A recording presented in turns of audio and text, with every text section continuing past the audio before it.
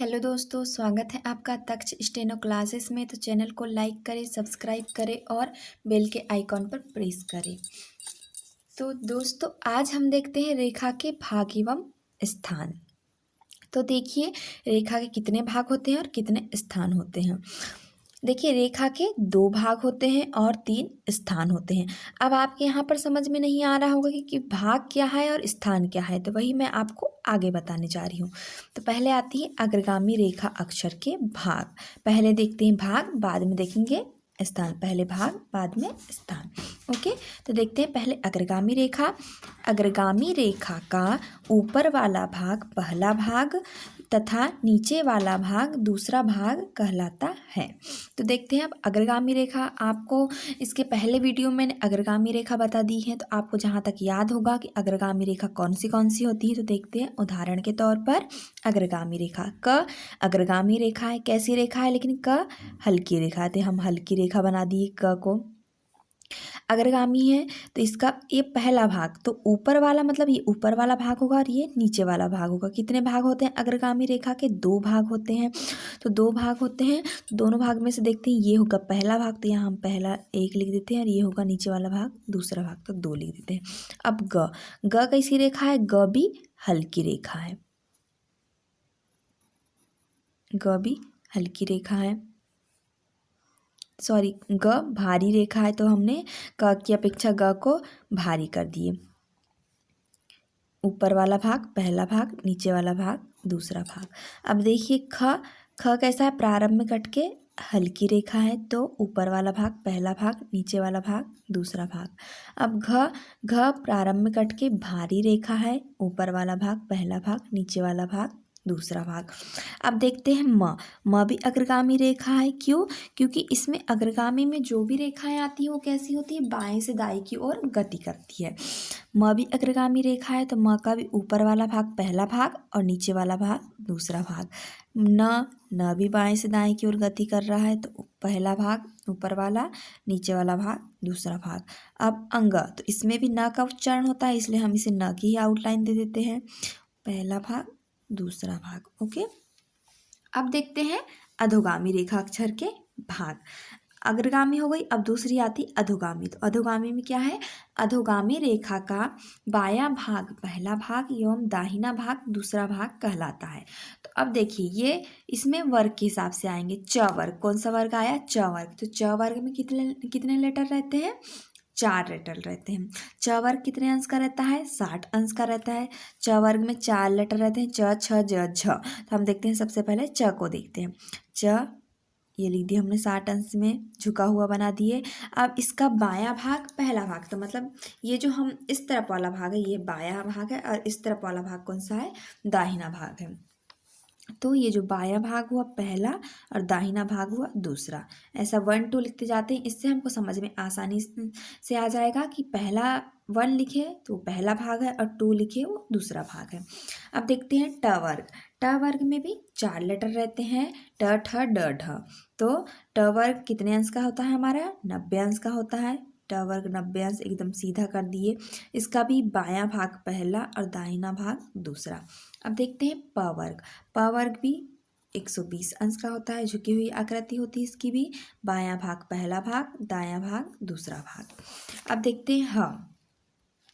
तो देखिए, ह कौन सा है? अधोगामी है। तो अधोगामी में कैसा आ रहा है? ऊपर से नीचे की ओर। ह 2 टाइप से बनता है, अधोगामी भी और ऊर्ध्वगामी भी। तो हम यहाँ पर ऊपर से नीचे ला रहे हैं रेखाओं को। देखिए, च वर्ग में भी ऊपर से नीचे, ट वर्ग में भी ऊपर से नीचे, प वर्ग में भी ऊपर से नीचे की ओर आया। तो ह भी ऊपर से नीचे की ओर ही बनेगा। ये ह ऊपर से नीचे की ओर, बायां भाग इसका ये पहला और दाहिना भाग ये दूसरा। अब देखते हैं श श श। तो श, ये तीनों सा इस तरह से बनते हैं, एक सा इस तरह से और एक सा इस तरह से। अब देखिए, ये दोनों श में से किसी एक सा का यूज़ करते हैं। हम जब वर्ड लिखते हैं तब किसी एक सा का यूज़ करते हैं, तो हम दोनों को नाम दे देते हैं। इसका भी बायां पहला, दायां दूसरा, बायां पहला, दाहिना दूसरा, दोनों श को नाम दे दिए। इनमें से किसी एक का यूज़ करना है। अब देखते हैं त वर्ग। तो त वर्ग कोई अंश का नहीं होता, क्योंकि इसकी आकृति घुमावदार होती है, इसलिए हम इसमें अंश की जगह में पहले क्रॉस कर दिए थे। तो त वर्ग में भी 4 लेटर आते हैं। त वर्ग देखिए 2 टाइप से बनता है त भी, एक इस तरह से और एक इस तरह से। इसमें भी हम किसी एक का यूज़ करते हैं, या तो इसका करेंगे या तो इसका करेंगे। तो हम इसमें भी दोनों को नाम दे देते हैं 1 2 1 2। अब देखते हैं तीसरी आती है ऊर्ध्वगामी रेखा। तो ऊर्ध्वगामी रेखा का बायां भाग पहला भाग एवं दायां भाग दूसरा भाग कहलाता है। तो ऊर्ध्वगामी कैसी होती है? नीचे से ऊपर की ओर। जैसे देखिए ये पहला, बायां ये दूसरा। अब देखते हैं वह भी देखिए पहला दूसरा। र भी नीचे से ऊपर की ओर, पहला दूसरा। ड़ कट के बनेगा पहला दूसरा।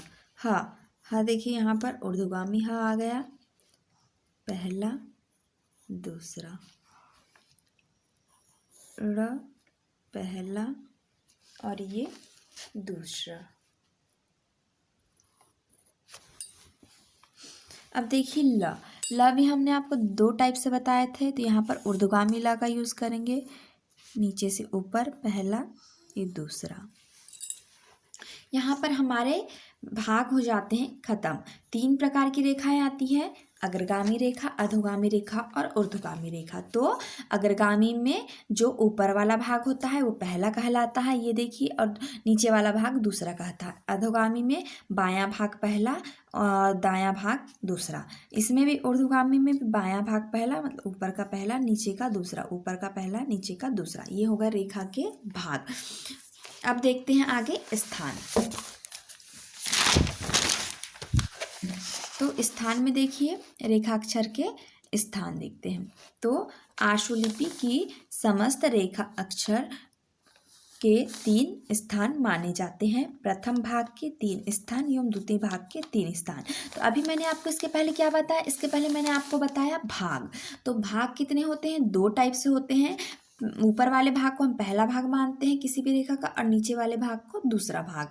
ठीक है, तो मैंने आपको भाग आसानी से बता दिया कि भाग 2 टाइप से होते हैं। उसी तरह हम देखते हैं भाग के बाद में स्थान। तो स्थान कितने प्रकार के होते हैं? 3 प्रकार के होते हैं। तब उसे देखते हैं अग्रगामी रेखा के तौर पे समझते हैं हम पहले। अग्रगामी रेखा अक्षर के स्थान, तो जहाँ से अग्रगामी रेखा प्रारंभ होती है वह उसका पहला स्थान होता है, तथा जहाँ से अग्रगामी रेखा का अंत होता है वह उसका तीसरा स्थान होता है, एवं मध्य वाले भाग को दूसरा स्थान कहते हैं। तो देखिए अब ये जो डेफिनेशन बताई है, तो इसी को हम उदाहरण के तौर पे समझते हैं कि स्थान कैसे किसे कहते हैं। तो देखिए क कौन सी रेखा है? अग्रगामी रेखा है, बाएं से दाएं की ओर गति करी, क हल्का बना लिया हमने ये। अब इसका देखिए ऊपर वाला जो ये भाग है, ऊपर वाला भाग ये है और नीचे वाला भाग ये है। मैंने इसके पहले आपको बता दिया था कि ऊपर वाला भाग पहला भाग, नीचे वाला भाग दूसरा भाग। अब हम यहाँ पर स्थान देख रहे हैं। तो स्थान में जो ये जहाँ से रेखा प्रारंभ हुई थी, यहाँ से रेखा प्रारंभ हुई, तो ये इसका पहला भाग नाम दे दी हमने, इसे पहला दे दी। और जहाँ पे रेखा का अंत हुआ, यहाँ से प्रारंभ हुई और यहाँ आके रुक गई थी, यहाँ इसका अंत हो गया, तो ये हो गया तीसरा भाग। अब जो ये बीच में जो ये बचा, इसको हम दूसरा भाग, दूसरा स्थान दे देते हैं। देखिए जहाँ से रेखा प्रारंभ हुई वो पहला स्थान, जहाँ से रेखा अंत हुई वो तीसरा स्थान, और मध्य वाले भाग को दूसरा स्थान कहते हैं। उसी तरह नीचे भी देख लीजिए, पहला, दूसरा और ये तीसरा। अब देखते हैं ग। तो क की अपेक्षा ग कैसा रहता है? भारी रहता है। क्यों? क्योंकि क हल्की रेखा है, ग भारी रेखा है, तो हम इसे डार्क पेंसिल चलाए गाढ़ी। तो अब देखिए ये रेखा यहाँ से प्रारंभ हुई तो पहला भाग, यहाँ पर अंत हुआ तो तीसरा भाग, और बीच का बचा वाला मध्य भाग को दूसरा स्थान। पहला स्थान, तीसरा स्थान और ये दूसरा स्थान। अब देखते हैं ख प्रारंभ में कट के हल्की रेखा हुई, तो यहाँ से इसका शुरुआत हुई तो पहला, यहाँ पर अंत हुआ तीसरा, और बचे वाले भाग को दूसरा स्थान दे दिए। नीचे भी उसी तरह, जहाँ से रेखा प्रारंभ हुई पहला स्थान, जहाँ पे अंत हुआ तीसरा स्थान, और मध्य वाले भाग को दूसरा स्थान नाम दे दिए। अब देखते हैं ख क की अपेक्षा भारी होगा, डार्क पेंसिल चलेगी हमारी यहाँ पर। तो ख जहाँ से प्रारंभ हुई पहला, अंत हुआ तीसरा और ये दूसरा, यहाँ भी इसी तरह से कर देते हैं। अब देखिए म भी अग्रगामी रेखा है, जहाँ से प्रारंभ हुई वहाँ पर पहला, जहाँ अंत हुआ वहाँ तीसरा और बीच वाले भाग को दूसरा। अब न भी वैसे ही करते हैं, अग्रगामी रेखा है, जहाँ से प्रारंभ हुई पहला, अंत हुआ तीसरा और मध्य वाले को दूसरा। 1 2 3। ओके, देखिए मैंने आपको यहाँ पर एक ही रेखा बताई, अग्रगामी रेखा।